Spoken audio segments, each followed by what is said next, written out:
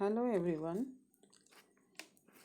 You have learned the basic principles of biotechnology and the processes involved in it.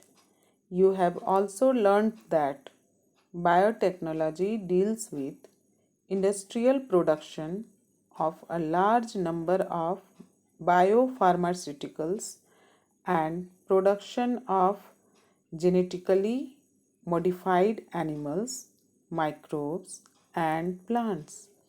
Let us now learn what are transgenic organisms and how they are used to improve the quality of human life.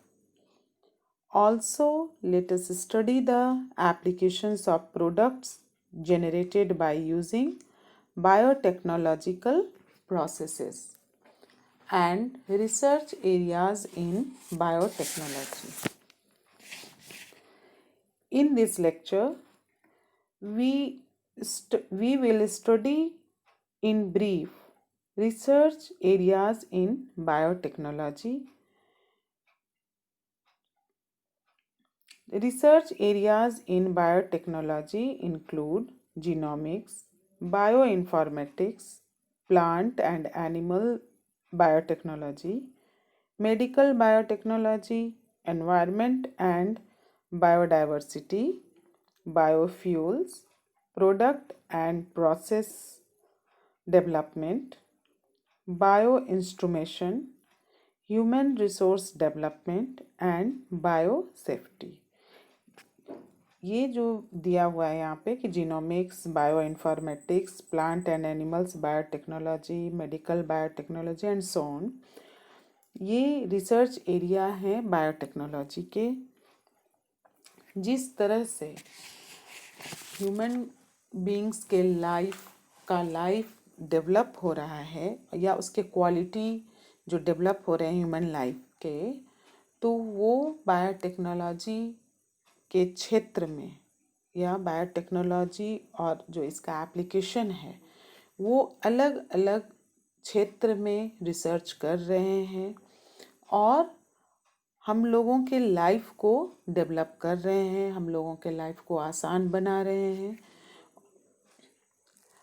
जैसे इसको हम लोग इस तरह से समझ सकते हैं कि पहले बहुत सारी बीमारियां थीं जिसका इलाज संभव नहीं था, लेकिन अभी बहुत सारे मेडिसिन्स एंड वैक्सीन्स के द्वारा, जो किसकी देन है, ये बायोटेक्नोलॉजी के देन है, जिसके द्वारा बहुत सारी बीमारियों का इलाज संभव है. आज एक बच्चा जो जन्म लेता है उसी समय से उसका वैक्सीनेशन स्टार्ट हो जाता है, इम्यूनाइजेशन स्टार्ट हो जाता है, जिससे कि उसके लाइफ को सेव किया जा सके. तो ये जो वैक्सीन्स हैं वो बायोटेक्नोलॉजी का ही देन है. और भी बहुत सारे हैं फार्मास्यूटिकल के क्षेत्र में, मतलब मेडिसिन के मेडिकल एरियाज़ में, या आपका क्रॉप प्रोडक्शन है. आज तरह तरह के विधियों के द्वारा अच्छे क्रॉप्स उपजाए जा रहे हैं, हम अच्छा प्रोडक्शन मिल रहा है. और भी बहुत सारा ऐसा क्षेत्र है इसका बायोटेक्नोलॉजी का जो हमें हर जगह हेल्प कर रहा है, हमारे लिए हेल्पफुल रहा है. और इसके जो रिसर्च हैं वो धीरे धीरे और बढ़ते ही जा रहे हैं. यह विभिन्न क्षेत्रों में इसके रिसर्च हो रहे हैं, जो हमारा लाइफ जो पहले क्रिटिकल था वो अब आसान हो रहा है. बायोटेक्नोलॉजी के 3 क्रिटिकल एरियाज़ हैं,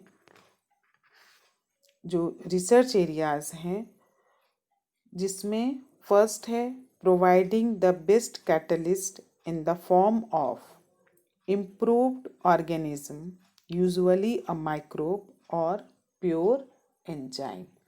यहाँ कैटलिस्ट आप लोग समझ रहे होंगे कि कैटलिस्ट का मतलब क्या है. ये आप लोगों ने केमिस्ट्री में भी पढ़ा होगा. लेकिन फिर यहाँ पर एक बार कैटलिस्ट को मैं डिफाइन कर दूँ कि कैटलिस्ट एक एंजाइम है या ये प्रोटीन है। मतलब ये आप आसानी से कह सकते हैं कि कैटलिस्ट इज एन एंजाइम और प्रोटीन जो बायोकेमिकल रिएक्शन के रेट को बढ़ाता है। ठीक है, तो यहाँ कैटलिस्ट को प्रोवाइड करने से किसके फॉर्म में, in the form of improved organism, जो कि क्या हो सकता है, माइक्रोब या प्योर एंजाइम।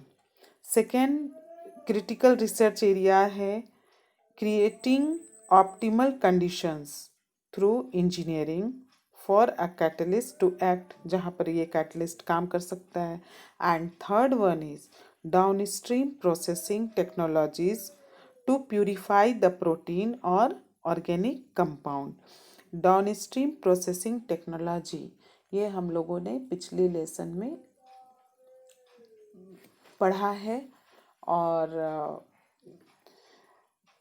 इसे हम लोग समझ भी चुके हैं कि डाउनस्ट्रीम प्रोसेसिंग टेक्नोलॉजी क्या है और इसका क्या काम है।